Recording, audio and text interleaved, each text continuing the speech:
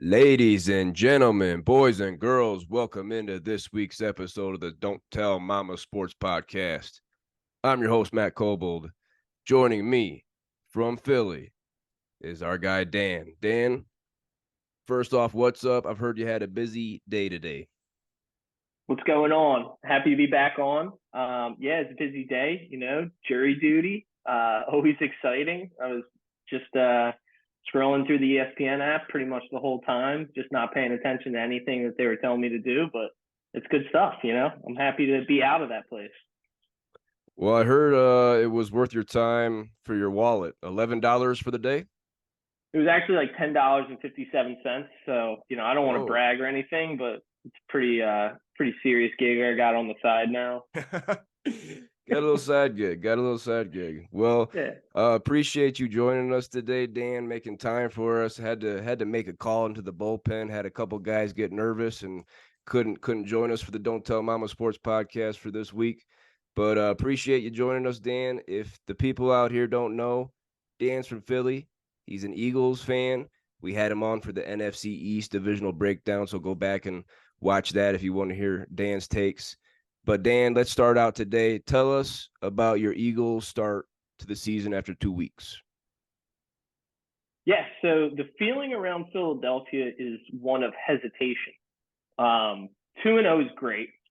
When you look at it, the black and white version of it, we're happy to be winning games. But the fact of the matter is the offense hasn't looked like it did last year. Running has been, it was bad week one, running the ball. Besides Kenny Gainwell getting his touchdown, it was a good game. But it's the passing game and Jalen Hurts just not getting that room to run like he did all last season. You love those 40, 50-yard bombs to A.J. Brown. They just haven't been there this year. It's been more Devontae Smith, which, that's why I say hesitation. We're happy. We're happy with the team. They're 2-0, but there's a lot of hesitation. We're a little bit nervous, but we got to win a couple big games. We got to win these close games and just keep trugging along. And that's what we do. Yeah, Devontae Smith, solid start to the season thus far. We see Dallas Goedert have a goose week one. That makes me nervous. And then we also see AJ Brown on the sidelines getting all worked up, throwing a hissy fit. What do you have to say about AJ Brown's antics on the sidelines in a win? In a win, yeah. I mean, don't love it. We were actually at the game, so I was up in section 204, the very last row in the entire stadium, so could barely even see what was going down on the sidelines. So I only heard about it on WIP the next morning. I was like, oh boy, what's going on here with AJ Brown? But you don't love to see that, but there's frustration in this offense. That's it's gonna happen. You have a star wide, you have a lot of mouths to feed. And when somebody like DeAndre Swift comes in and runs the ball for 178 yards, the playmakers are going to want the ball in their hands. Yeah, DeAndre Swift, you mentioned 178 rushing yards last week. Barely played week one. Kenneth Gainwell was basically the starter week one, and then we see him not play week two. Is this a backfield that you're staying away from, or are you picking up Swift and Gainwell if you can get them both?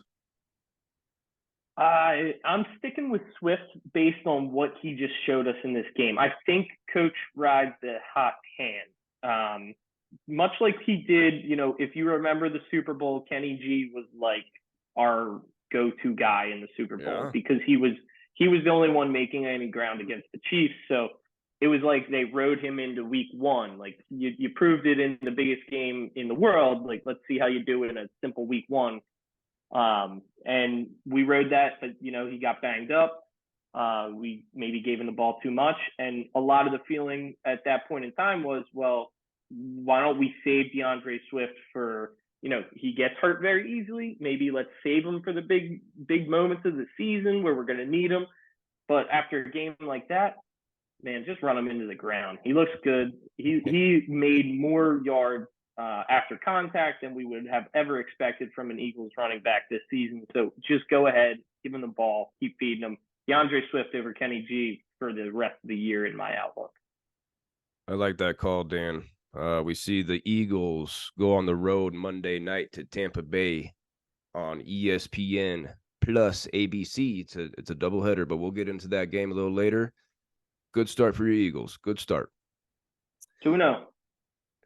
Today on the Don't Tell Mama Sports podcast, we're joined with Dan from Philly here. We got our Extra Juicy Dawgz at the end. We got our game picks like we always do. Got some injury updates.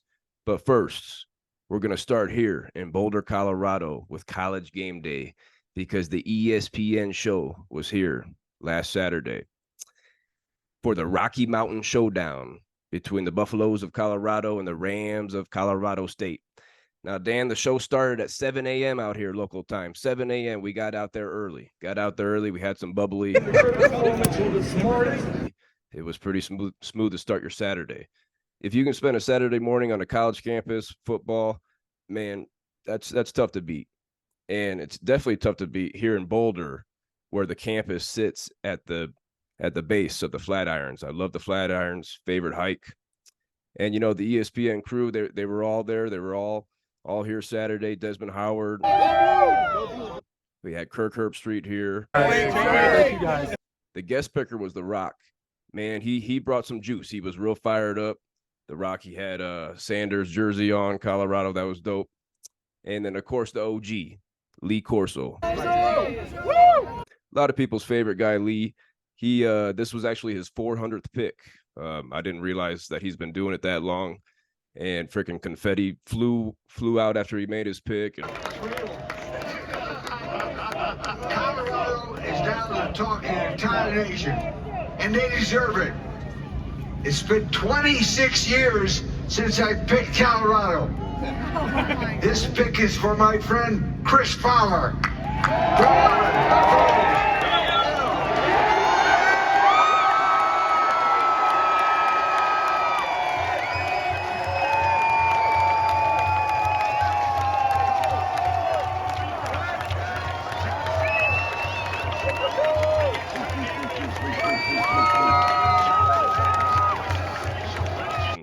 It was really cool for Lee Corso there.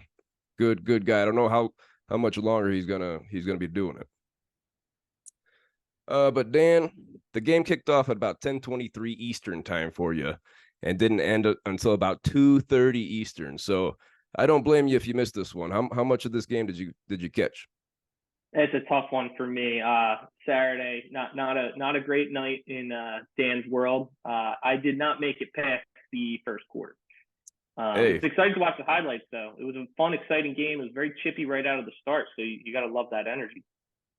Very chippy. Started with the coach Norvell for the Rams calling out Deion Sanders, Coach Prime Time, about wearing his sunglasses, wearing his hat, and that led to Coach Prime bringing his mom in to do the pregame speech, and it was chippy. It was real juiced up. But like I said, I don't blame you if you missed this one because it ended at about 2:30 Eastern time. But Dan, the game ended up being a double overtime thriller. The Buffaloes won this game 43-35.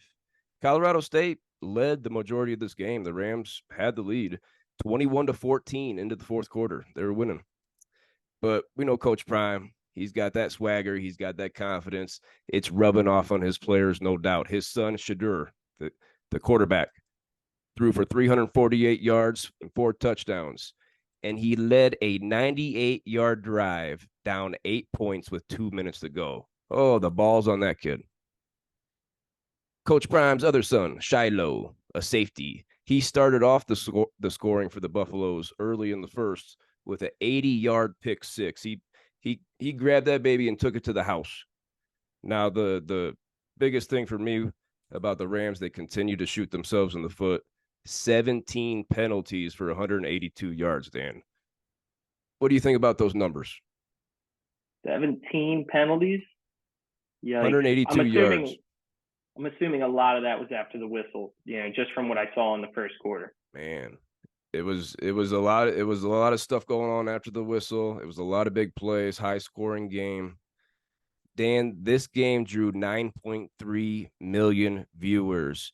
It was the 5th highest watched college football game in the history of ESPN. The 5th most watched game college football game in the history of ESPN. Moving forward, we talked about Travis Hunter before we got on here. He's going to miss at least the next 3 weeks after that dirty hit he took along the sideline. Then he's got a lacerated liver. He's got a lacerated liver. Now, that's an injury you don't hear a lot. No. I got a bad liver. It ain't lacerated, but it's bad. He's going to miss at least 3 weeks. The Heisman hopeful, the two-way star, he's going to miss at least 3 weeks with that lacerated liver. He had to go to the hospital. There, he might not be able to fly. Who knows? But this week, the Buffaloes go on the road. They go to Eugene, Oregon to play the Ducks, number 10 ranked Oregon Ducks. And then the following week, USC pays a visit here to Boulder, Colorado. USC's number 5. What's the chances the Buffaloes can win those games, Dan? Well, Deion Sanders can get the most out of his players, and he's proven that now. I mean, Colorado won 1 game last season, right? Or did they even win 1 game last season? 1-11. 1-11, right? He's got them at 2-0, 3-0. I mean, the sky is the limit for this team with Deion as their coach. Do I think that they can beat Oregon? Maybe. Do I think they can beat USC? I don't know. That's going to be a tough one, man. The only thing they have going for them is that they're at home, and that USC team, they're coming from sunny South California, and then they're going to have to roll into the hills of Colorado. That's going to be an advantage. It's going to be an advantage. We'll see how they do. The Buffaloes will definitely be roaming in Boulder for that one. I heard, I ain't got a source for you, but I heard that the city of Boulder, Colorado, 2 weekends ago that they beat Nebraska, the first home game of the season, the city of Boulder made $18 million. Oh my goodness, Coach Prime. He's according to The Rock, he's changing the face of college football. What we call mana, and it comes from here. Yeah. It's all around here. That's what Coach Prime is doing in this program. He's galvanizing this. He's galvanizing the team, galvanizing this campus, galvanizing the country, changing the game of college football. But here's what I say. It reminds me of our Miami days with swagger, with confidence. And here's the thing. You got to be a little crazy to disrupt, right? You got to be a little crazy to disrupt. And here's what happens when you tell anyone, especially like Coach Prime, you can't do something. So today...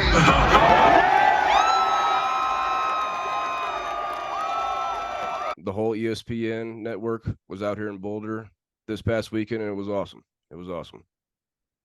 Yeah. Whenever you can get to game day, I mean, it's such an experience. Back in my days when I went to Penn State, we had game day come. I actually played in a cornhole tournament right in front of Lee and Kirk, and it was a lot of fun. It just the energy it brings to a town, and for that to happen in Boulder, man, I'm happy it's there. Hell yeah, spot. Man. That was fun. That'd be fun with the Nittany Lions there, Penn State. That'd be fun. Oh yeah. That was Saquon year. Your boy. Yeah, my boy, my hurt boy. Moving along this week on the Don't Tell Mama Sports Podcast, we got tough news to talk about here, Dan. We got tough news. Monday night, Cleveland Browns running back Nick Chubb suffered a significant knee injury here. It's most likely going to include multiple torn ligaments. The little bit about Nick Chubb here. This was his 6th season with the Browns. He's only missed 7 games in his first 5 years. He had 48 touchdowns on the ground in those 5 years. He's coming off a career-high 1,525 rushing yards and 12 rushing scores. The second time he's had 12 rushing touchdowns in a season. Dan, if we forgot, he tore his LCL, PCL, and MCL in this same knee his sophomore year at Georgia. This knee has to be done. If you want to ask me my opinion, this knee has to be done. He's obviously out for the season. Coach Stefanski came out and said that Monday night he's obviously done for the season. Dan, what's the probability here that his career is over? He's a specimen, right? I mean, you look at this guy, there's only a few guys like this in the NFL that are built the way that he is. You got your Saquons, you got your Nick Chubbs. They're just built different. Like a Jalen Hurts, like the way that they recover from injuries like this, it's different than like me blowing out my knee when I'm shoveling shit out in the backyard. Like, I believe Chubb will play again. Will he be as effective? I don't think so. I really don't think that you can take 2 of these injuries in your lifetime and come back and be as dominant as he was. I mean, you have this guy squatting, 800 pounds. He's not going to be able to get to that form ever again. It's a heartbreaker. I mean, people are just your regular everyday NFL fans are very, very sad to see this. Yeah, even if Nick Chubb isn't on your fantasy team, I feel like the majority of fans root for him, even though he's on the lousy Browns. We saw immediate reaction from Max. Nick Chubb is one of his favorite players, a keeper for a handful of years. We saw his immediate reaction in a video Monday night. Go back and look at that. That's on YouTube. Dan, give me your reaction. I heard he was a first-round pick for you in a league. Yeah, I hate to be like the fantasy football guy who cries on a podcast, but man, this one hurt. I don't know if I mentioned this the first time I was around, but we did a combine to decide our draft order, and your boy came in first place. Oh. So I picked number 7 overall. My reason behind that was my friends are so dumb. I know Nick Chubb is going to drop to number 7, and he could be the RB1 this year. Oh, yeah. Well, it didn't work out that way for me. So now I'm stuck with looking at the remnants of my team that are, that were the 18th pick. Like I got Josh Jacobs at 18. It just hurts so bad because Nick Chubb was my hero running back. He really was. And now I got to rely on a Josh Jacobs, and it's just not the same.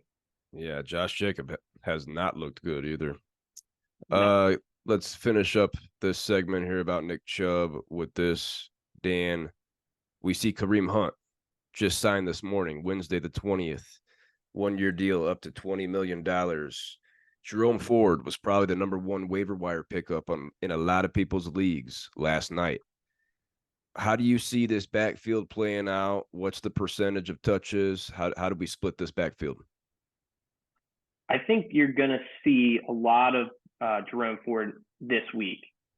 I think you'll see Kareem work his way in on third down. He really was like just their third down back when Chubb was still playing when they were together. But now it's like you're going to see a lot more Jerome Ford this week, and then they're going to start towards the end of the season. Once he gets back into form, you'll see Hunt start to take those touches over. I would still say, if you got Ford on your bench this week, it might be worthwhile to start him if you're dealing with an injury. I know Saquon just got ruled out. It's not a bad play. So I don't think Hunt's going to step right in and take all the touches. Yeah, I was sitting there last night, Tuesday night, waiver night, thinking, do I want Jerome Ford? Do I want Kareem Hunt? Do I want Leonard Fournette? And I decided I didn't want any of those guys. I look at Kareem Hunt last year, career low 3.8 yards per carry, only 4 total touchdowns. He's 28 now. I think I think Jerome Ford is the starter here, and I think Kareem Hunt's getting that third down work. I think Kareem Hunt's going to be the backup. I think Jerome Ford's going to get I'd say 65 to 70% of the touches, but I don't know if I want that. Cleveland, not looking good now. Not looking good. Nope. They might be the worst 1-1 team in the league this year. I mean, they don't look good. Deshaun Watson is just he's not looking good. And a lot of people spent a lot of fantasy capital on him, thinking this was going to be the year. And 2 games, they're probably 0-2 in their leagues. Yeah. If you have Deshaun Watson as your starter, you should be looking at some guys available in your leagues. Hopefully you spend on a second quarterback. I wouldn't want to be stuck with Deshaun right now. No. Dan, moving along this week on the Don't Tell Mama Sports Podcast, we got to get into our game picks. Okay, we got some juicy games this week. We're going to be keeping track of how we do, and let's get right into it. Thursday night football tomorrow night on Prime Video. We got the Giants with no Saquon Barkley going on the road to take on the San Francisco 49ers. Dan, this line is at 10 points for the Niners. I don't know if that's enough. I'm smashing the Niners in this one. Yep, same here. I think it will be closer than some people. Like, I actually like 10 as the spread, only because I think the Giants are capable of scoring points even against this Niners defense. But I don't see the Niners losing this game. Not a chance. Not a chance. And just real quick, since we Daniel Jones, Danny Dookie Dimes Jones is a big topic on this podcast. A lot of people differ on him. I wouldn't mind having him, whereas Max just hates the guy. Quarterback one on the week last week. Max threw for 321 yards, 2 touchdowns, had 9 carries for 59 yards and another touchdown, over 30 fantasy points. Daniel Jones, damn it, if you got Deshaun Watson over to Daniel Jones right now, you're sleeping. You're sleeping big time. 100%. 100%. Moving into our Sunday games here, Dan, we got the Atlanta Falcons at 2-0, going on the road to take on the Detroit Lions at 1-1. Detroit's a field goal favorite at home. What are you feeling here? I'm feeling a Jahmyr Gibbs breakout game. Ooh. I wish I had him on my team for this one.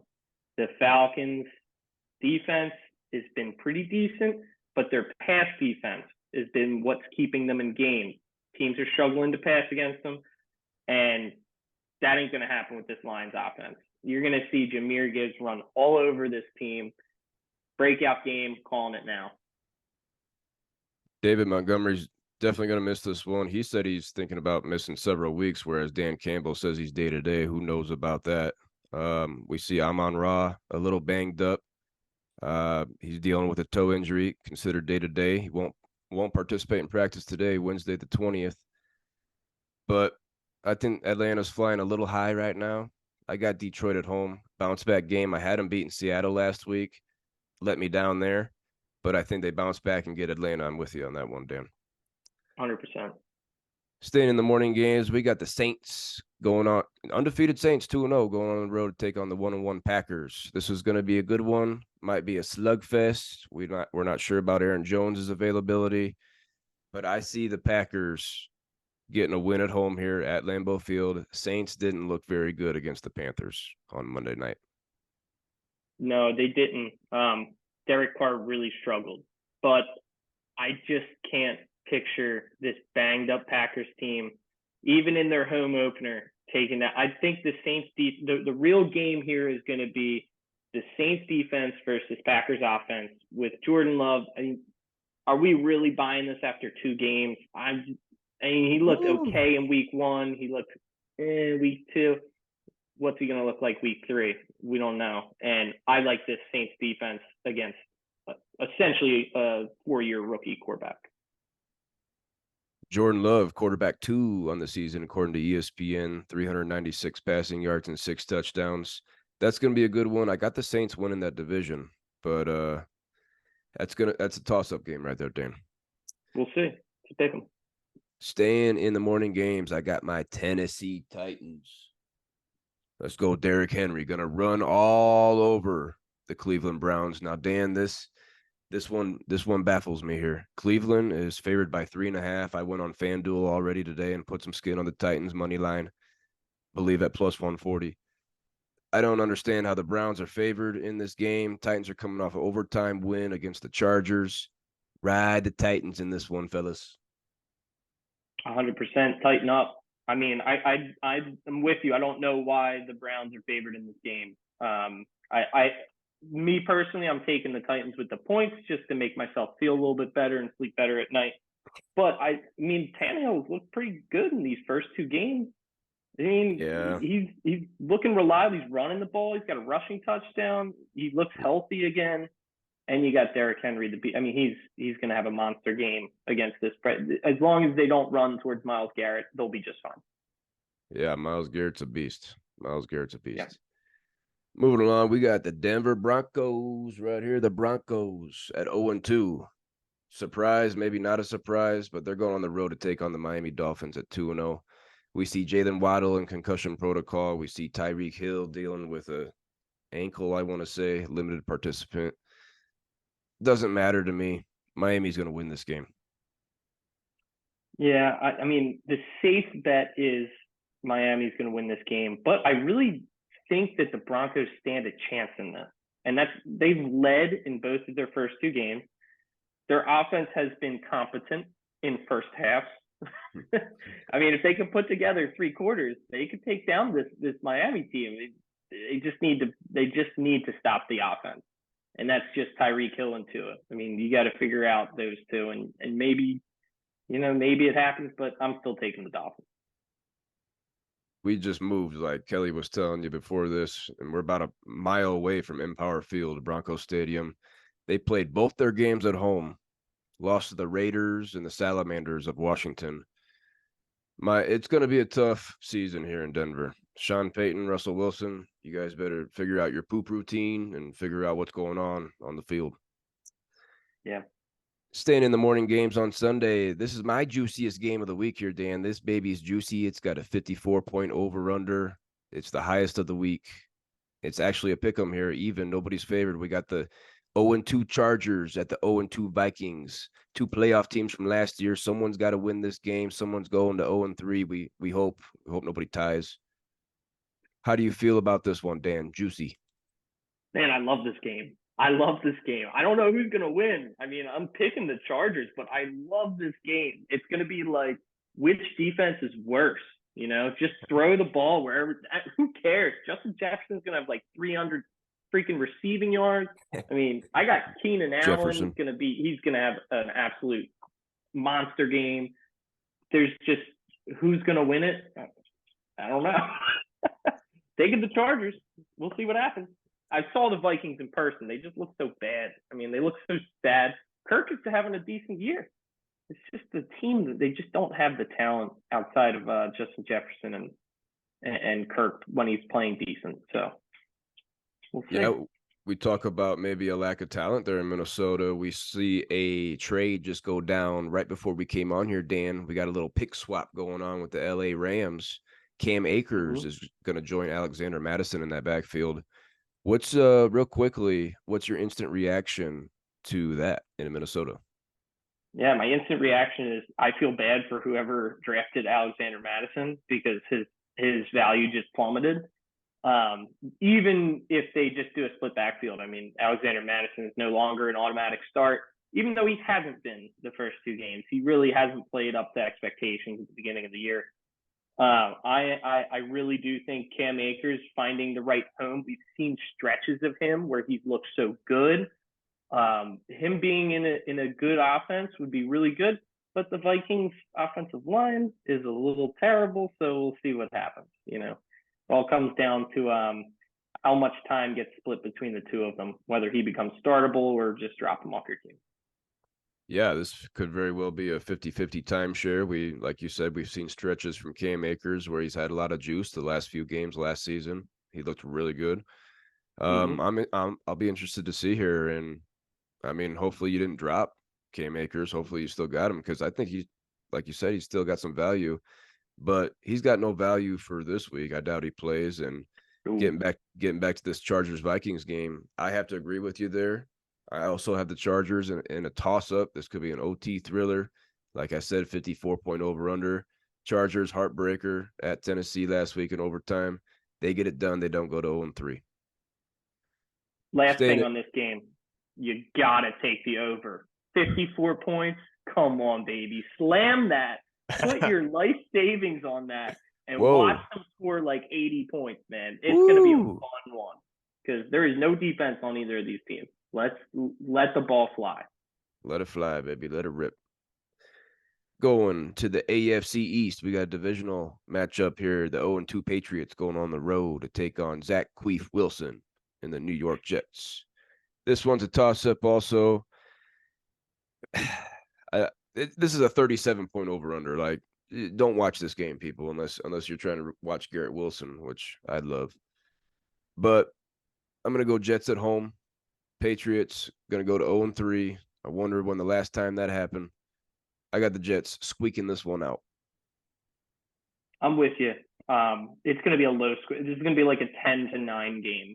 This is going to be one of the ones that you just never even know is happening. It won't be on red zone at all. No. It's going to be ground and pound defense. Both defenses are going to play out of their minds, and you're just going to be like, oh, check it out. The Jets won by a single point. So, yeah, really not exciting game. Not like that last one. Well, the Patriots have looked decent. I mean, they played the Eagles really tough. It's just whether or not, Belichick has a game plan for the Jets, which he normally does. So we'll see. I'm still taking the Jets. It'll be a good one. Another one that you're probably not going to watch. We got the 1-1 Bills going on the road. Take on the undefeated Salamanders of Washington. Buffalo's a 6.5-point road favorite. I don't trust the Commanders right now. I'm obviously going Buffalo here. Yeah, I'm going Buffalo as well. The Commies, I mean, they beat two terrible teams. So are we really that impressed? Josh Allen could have a monster game in this. He's going to have to run. He's going to run to break down that front four of the Commanders. So it's going to be all Bills, in my opinion. Staying in the morning games here, we got an AFC South matchup. The 0-2 Houston Texans going on the road to get their ass kicked by the Jaguars. I already said it. Jaguars probably double digits here. Yep. Trevor Lawrence is going to go off. This is going to be a tough one. Last game in the morning time slot. The Indianapolis Colts going on the road to take on the undefeated Ravens. Colts at 1-1. Anthony Richardson, we've seen him leave both games already. Okay, 100%. 2 for 2 leaving games early. He's in concussion protocol right now. And we see guys entering the protocol not return within 7 days. Miss at least a week. This could be an ass beating with or without Anthony Richardson. Go Baltimore. Yep, I got the Ravens. The Ravens are pretty banged up, and they got a lot of injuries that they're dealing with right now, but they got Mark Andrews back. And, I think this is a Lamar Jackson breakout game. I know he had a good week last week, but I think he's going to feast on this Colts defense. This Colts defense has been playing way out of their league. They don't have the talent to sustain that, not against this Ravens offense. Fuck the Colts, going to 1-2. Yep. Moving into our afternoon time slot here. Only got 3 games. In this afternoon time slot, unfortunately. 2 of them probably going to be blowouts, but we'll start with the better one here. The Panthers at 0-2 going up to Seattle. Take on the Seahawks, who are 1-1. Seahawks are 6-point road favorites. Panthers have disappointed me thus far. Seattle coming off that big win at Detroit. I got the Seahawks at home. I'm taking the Seahawks as well, mainly because they're at home. I do like the Panthers to upset one of these decent NFC teams eventually. I mean, Bryce Young looks really good. He just doesn't have much talent around him. I mean, he's evasive, he's fast, and he plays the pocket well when he does pass the ball. It's like his receivers aren't catching. You got Adam Thielen, who's like 47 years old, to throw the ball to. It's a shame. At least 47, at least. Yeah, at least. I mean, so we'll see, but I'm definitely taking the Seahawks in this one easily. Yeah. Moving along, we got the 0-2 Bears. Losers of 12 straight games, Dan, going on the road to take on the Kansas City Chiefs at 1-1. Dan, it's going to be 13 straight losses for the Bears. Give me the Chiefs. No doubt about it. No doubt. And I'm nervous about Justin Fields, man. I mean, he's not on either of my teams, but gosh, what is this stuff coming out today? He might not be the Bears quarterback the rest of the season. We might see him be a healthy scratch moving forward. I got him in one league, and I was high on DJ Moore coming into the season. Not a good start for the Bears. Not a good start. Max, you picked him as a wild card, looking like a queef. Okay, fuck the Bears. They suck. Last game in the afternoon time slot, we got the Cowboys at 2-0 going on the road to Arizona to beat the shit out of the Cardinals. This is going to be a blowout. Take Dallas. We'll get into more Dallas in a little bit here, but go Cowboys on this one. Yeah, interesting stat of the day is the Cowboys defense is the 3rd highest scoring fantasy football player this season. Whoa. The Cowboys defense them in the 12th round? What? I'll take that every day. Damn. Yeah. That's Eagles that's fan taking a Cowboys defense. Not happy about. I'm nervous. I mean, let me tell you, we got to play them twice this year, and boy, I'm scared. So we'll see what happens. That's a filthy defense for sure. Mm-hmm. Moving into Sunday night on NBC, we got the 1-1 Pittsburgh Steelers. The defense is ferocious.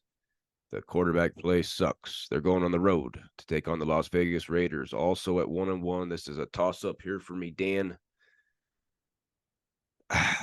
This is like, this could go either way. 43-point over-under might be a little high. I'm going to go Steelers on the road because I like what I saw last week. I do like the Steelers, but I don't like them this early in the season. Mike Tomlin, he gets 500 teams. He's going to get a 500 team this year, but not in this game. I like the Raiders' run game against this terrible, terrible yellow towel defensive line. I mean, you can run right through it. Get out of here. Josh Jacobs needs to have a breakout game. This is when it's going to happen. This defense is bad against the run. So I'm taking the Raiders only because of that. Josh Jacobs last week at Buffalo, 9 carries for -2 yards. Oh my goodness, he was my bust in that division. That efficiency's going way down this year, fellas.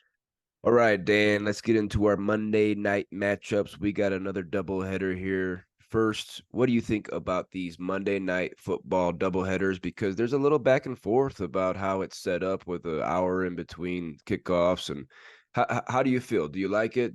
Could it be changed? What? I like it. I would prefer if they did it red zone style. Like, I know it's all ESPN, right? So why don't they have one game on ESPN 1, one game on ESPN 3? You know, if you're watching your respective team, then I get it. But wouldn't it be great if, like, the Manning cast was both games at the same time? Like, do your own red zone for it.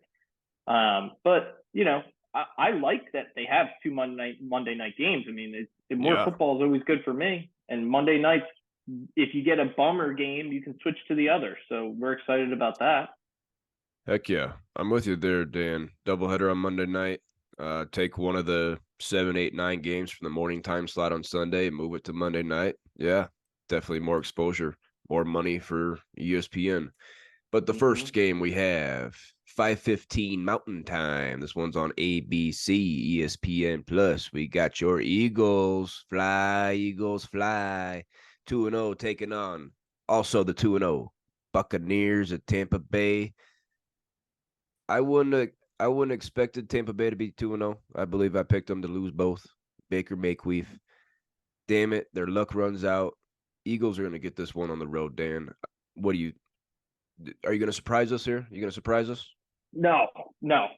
But the Bucs have surprised me. I mean, they look like a competent team out there. The defense looks good, but this is a get-right game for the Eagles offense. I mean, as important as this game is for us on defense to shut down Baker, which I firmly believe that they will do, you'll see our pass rush start actually kicking it into gear. Jalen Carter's got a few games under his belt. He's going to get some sacks. It's going to happen. But this is a get-right game for the Eagles offense, and they will do it on this Monday night. They're going to look good. They're going to get it done. Jalen Hurts is not going to get stuffed at the offensive line like he's been doing the first 2 games this year. He's going to get some yardage. You just got to get the pass game going. It's going to happen. I have a strong feeling. Hope we get a good one there. Next game on Monday night, I think, is definitely going to be a good one. This one's on, they have it on ESPN/ESPN2 here on Monday night. Guess we'll find out.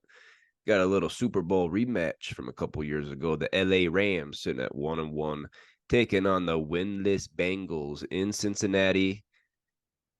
Dan, if you watched our divisional breakdown on the Bengals, the AFC North, I had Joe Burrow as my bust of the division. I had him as my queef in the division. That calf worried me, and looks like it came up to bit him. It bit him last week, and we don't know. We'll see if he plays. We'll see if he plays Monday night. I don't care. We saw a goose from T. Higgins week 1. He had a bounce back game last week, yes. But without Joe Burrow, if he doesn't play, I think we got Jake Browning as the backup. Doesn't matter to me. I'm going LA Rams here. I'm going LA Rams. They've impressed me a little bit. Fought the 49ers pretty hard last week. Beat Seattle in Seattle week 1. I'm going Rams here on the road in Cincinnati. Man, I've been just so impressed with this Rams team, how they have rebounded without Cooper Kupp. I mean, the offense looks pretty darn good. I mean, Matthew Stafford has been slinging the ball, and this Puka Nacua, I mean, he is awesome. I picked him up both my leagues week 1, my big leagues. I picked him up, and gosh, thank God I did, because the injury bug's out. He's a starter on both my teams now, and I couldn't be happier. He's the number 2 fantasy player this season. He's an absolute animal. This is a tough pick for me. This is going to be an offensive game. It's going to be, if Burrow plays, they're going to put up a lot of points. This Rams defense is not the Rams defense from the Super Bowl a few years ago. I mean, but I'm taking the Bengals. I'm seeing in the future that this Bengals team will figure it out. And this just seems like one of those games where it shows trap. They'll get coached up. They got good coaching. The Bengals, I think, will get it done on Monday night. We'll see if Joe Burrow plays, because that'll That's decide a big, a lot. yeah. That'll decide a lot for sure. Joe Burrow is one of the top quarterbacks in this league, but damn it, this year, 2023, he's a queef. He's a queef this year. Terrible. Finishing up here this week, we got Dan from Philly joining us here on the Don't Tell Mama Sports Podcast. We got our Extra Juicy Dawgz section. Ho, ho, ho, ho. This is where we give you a quarterback, running back, receiver, and a tight end that you can definitely fire up in your matchups. Maybe it's a smash play against a weak defense. Maybe it's a later guy that not a lot of people are talking about, but you can start him this week. I'll lead us off here, Dan, at the quarterback position. I got Kirk Cousins, okay? Like we just talked about, juiciest game of the week, the 54-point over-under at home versus the Chargers. He's QB1 on the season, okay? I don't know if we mentioned that. He's QB1 on the season, according to ESPN, fellas. The Chargers are 31st against quarterbacks through the first 2 weeks. Fire up Kirk Cousins. This one's going to be a juicy game. Fire up all your Chargers, all your Vikings. I'm going to have this one on. Who is your extra juicy quarterback for week 3, Dan? I like that pick. I really do like Kirk Cousins this week. I am taking a similar approach. Terrible defense, really good offense. Trevor Lawrence. He's going against the Texans. DeMeco Ryans coached, decent defense, but boy, the Texans have been letting up a lot of points, and this Jaguars offense is due to erupt. There's going to be a lot of points from one side on this one. Dan, I like that pick, and we'll stay right there in Jacksonville for my extra juicy running back of the week, because it's Travis Etienne. He's on my team this year in my main league. The Jaguars are 9.5-point favorites versus Houston at home, and we know Houston has had a terrible run defense these last few years. Travis Etienne, he's RB16 on the season. Okay, little lower than I had him. I need a little more, but he's accounted for 79% of the Jaguars running back touches. He's getting the workload, and damn it, against Houston at home, he's getting a touchdown, fellas. Right here on the Don't Tell Mama Sports Podcast, I got my buddy, Mr. Tutty. Travis Etienne is scoring this week against Houston. Love it. I'll put money on that. I have this running back is awesome. And he is going against a decent defense, but unlike the first 2 weeks of the season, he's about to get 100% of the carries, and that is Jahmyr Gibbs. Ooh. This kid is due to shine. I might have mentioned this already earlier on the pod, but boy, he is due for a big game. When you watch him run, he is electric. He just makes players miss. And this is the week where it shows. Right here, 100% of the carries. Go off, Jahmyr. I like it there. I didn't get to see him last week, but week 1, Thursday night against the Chiefs, he didn't put up big numbers, but there was definitely something different about his elusiveness, his agility. Jahmyr Gibbs, breakout game this week. I like it. My extra juicy receiver for week 3, Dan, is going to be Dallas Cowboy CD Lamb. Okay, they're 12-point favorites at Arizona.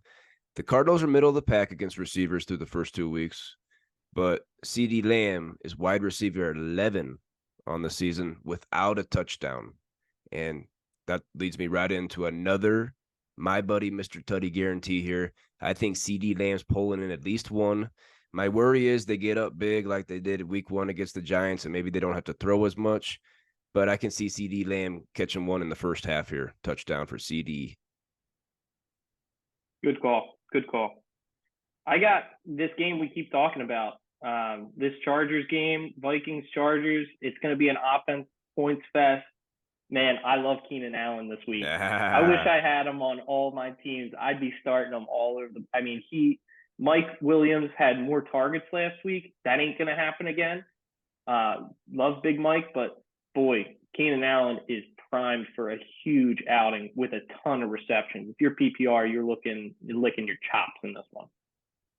Yeah, Keenan Allen, wide receiver 1 on the week last week. And if you guys watched the Don't Tell Mama Sports podcast last week, we had Queef Sam on here, and Keenan Allen was actually his extra juicy receiver of the week. So good call there from Sam.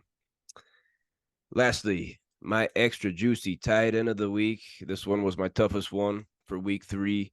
I looked at a bunch of people. I ended up on Atlanta Falcons tight end Kyle Pitts. I know I'm scared. I'm scared to call this one. I'm not confident here. Kyle Pitts is tight end 28 on the season with 4 catches for 59 yards on 8 targets. This is through 2 games, fellas. 4 catches through 2 games. But Dan, he's still only 22 years old. He's athletically gifted. We all know this. They're an underdog on the road in Detroit. So you assume that they're going to have to throw a little bit more. Okay, you assume that. I know Atlanta wants to run even when they're losing. They're an underdog on the road. I think they're going to throw it a little more. The Lions are 30th against tight ends through the first 2 weeks. The 3rd worst team against tight ends, the Lions are. I can see Kyle Pitts having a good game here. No way in hell am I guaranteeing a touchdown because I believe he only has 3 in 29 games. 3 touchdowns in 29 games for Kyle Pitts. I'm not going to guarantee that. But Kyle Pitts is my extra juicy tight end for week 3.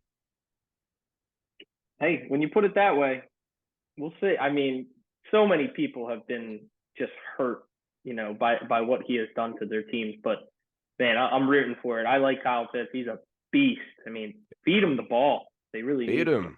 Give it to him. My tight end, and I'm going to just start off by saying this. This guy will score a touchdown this week. Fantasy football is built in a way that you need a lot of volume to make things work, right? You need a player to get volume, and you need them to be the center of an offense. This tight end, Mark Andrews, is going to be Lamar's only option this weekend. I mean, all the receivers are banged up. You got an offensive line that's banged up. They're going to be doing quick throws. They're going to get the ball out of his hands, or they're going to run the ball. They're not looking at Rashad Bateman on a 50-yard touchdown. It's not going to happen. No. Mark Andrews, put it in the books. Short 3-yard touchdown pass this weekend. It's coming. Nice. Against those sad Indianapolis Colts that are going to move to 1 and 2. Fuck the Colts. 100%. Yeah, Colts are sad. Well, that'll do us this week here on the Don't Tell Mama Sports Podcast. Dan, really appreciate you filling in. Had to make a call to the bullpen. Woke up this morning, texted you right away, and you jumped on it, man. Really appreciate you. Anything you got for the people, the Don't Tell Mama Sports Podcast before we get out of here, man? Yeah, some of us are really devoted. Even we'll be in court, answering texts about doing this podcast. So, even if you're on jury duty, you should be listening to this. But no, I really appreciate you having me back on. Only thing I got to say, 2 words, go Birds. Go Bird. Go Bird. And for those of you listening and watching this week, don't forget, don't tell your mama.